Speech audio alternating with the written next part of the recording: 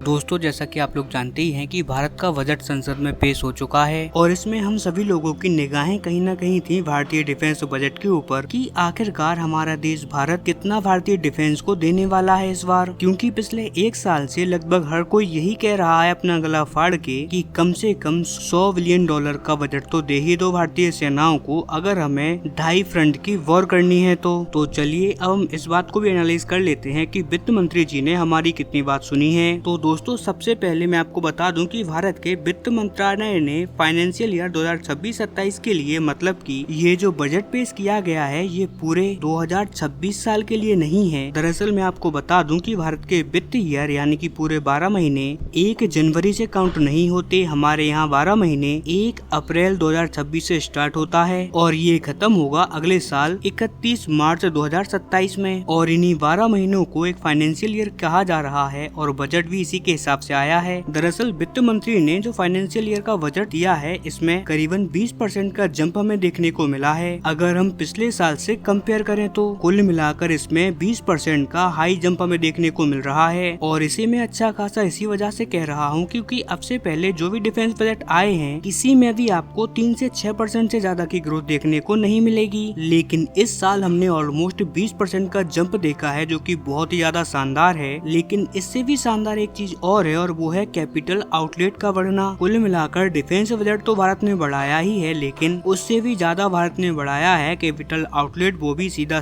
22%। लेकिन अब ये कैपिटल आउटलेट क्या होता है ये भी मैं आपको आसान भाषा में बताऊंगा। तो देखिए, भारतीय सेना को जो बजट दिया गया है इसमें कई सारी चीजें आती है, जैसे की रिटायरमेंट हो गया, यानी कि रिटायर्ड सैन्य कर्मियों की पेंशन जो होती है वो। इसके अलावा हमारे सैनिकों की तनख्वाह, मेंटेनेंस और भी 50 तरीके के खर्चे होते हैं जो कि इसमें इंक्लूडेड होते हैं भारतीय डिफेंस बजट के अंदर। लेकिन इसी में शामिल होता है कैपिटल आउटलेट भी, यानी कि आगे आने वाले एक साल में भारतीय सेना जितने भी हेलीकॉप्टर, लड़ाकू विमान से परचेज करेगी, कुल मिलाकर हमारे डिफेंस के ऊपर जो भी खर्चा होगा वो काउंट होगा कैपिटल आउटलेट के अंदर। और इसी वजह से इस बार भारत ज्यादा हथियार परचेज करेगा और ये होगा लगभग 20% पिछले साल के कंपैरिजन में। और इसी वजह से भारतीय बजट बढ़ना जितनी बड़ी खुशखबरी है उससे भी ज्यादा खुशखबरी हमारे लिए है कैपिटल आउटलेट का बढ़ना। मतलब कि साफ है कि हम इस बार बहुत बड़ी बड़ी डिफेंस की डील साइन करेंगे और बहुत ही बड़े बड़े हथियार भारत परचेज करने वाला है। नो डाउट अब आपका सवाल होगा कि यार आखिरकार हमारा जो डिफेंस बजट है वो बिलियंस में कितना है, क्योंकि लाख करोड़ तो कुछ ज्यादा ही बड़ा हो जाता है। तो मैं आपको बता दूं कि पिछले साल भारत का रक्षा बजट था करीबन 6,21,000 करोड़, जो कि करीबन बिलियंस में $75 बिलियन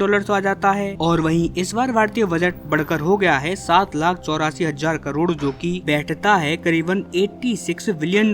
कुल मिलाकर मैं आपको बताऊं तो ये करीबन $11 अरब की बढ़ोतरी कर चुका है। और इसका एक मतलब साफ है कि भारत को इस बार भी $100 बिलियन का बजट नहीं मिलने वाला। वहीं कैपिटल आउटलेट कितना होगा इस पूरे मामले में, तो ये होगा करीबन $26.7 बिलियन, यानी कि इस $85 बिलियन में से हम करीबन $26 बिलियन के तो हथियार परचेज कर लेंगे। जी हाँ दोस्तों, और ये आज के हिसाब से एकदम क्लियर और साफ साफ डेटा है। लेकिन दोस्तों, भले ही हम कह दें कि ये बहुत ही शानदार ऑफर है, बहुत शानदार भारत को बजट मिला है, लेकिन ये एकदम शानदार नहीं कह सकते हम इसे। हाँ, ये पहले के कंपैरिजन में थोड़ा अच्छा जरूर हो गया है, क्योंकि अभी तक हम सब लोग जानते हैं कि भारत के आसपास हमारे जो पड़ोसी हैं वो कैसे भारत का विरोध कर रहे हैं, स्पेशली हमारा पड़ोसी देश पाकिस्तान और बांग्लादेश। अब ऐसे में अगर आपको अपनी सेनाओं को एक मार्स लेवल पर अपग्रेड करना है, एक प्रॉपर डीलिंग भी करनी है और हमें हमारी सीमाओं की रक्षा करनी है, तो $100 billion is the proper way, जिससे कि हम हमारे डिफेंस को और भी ज्यादा अच्छा कर पाएंगे। और ये जो मैं $100 बिलियन की बात कर रहा हूँ ये भी मिनिमम है, मैक्सिमम नहीं है। अगर हम आज $100 बिलियन भारत का रक्षा बजट कर दें तब भी हमें हर साल करीबन 3 से 4% का इसमें बढ़ोतरी दर करनी पड़ेगी, तब कहीं जाकर हम 2.5 मोर्चे की लड़ाई के लिए प्रॉपर रेडी हो पाएंगे। हालांकि फिर भी आपका इस प्रॉपर डिफेंस बजट पर क्या मानना है, आपकी राय कमेंट में देना ना भूलें। साथ ही चैनल को सब्सक्राइब करें, वीडियो को लाइक करें। हम मिलते हैं जल्दी ही अपनी किसी और वीडियो के साथ, तब तक के लिए नमस्कार।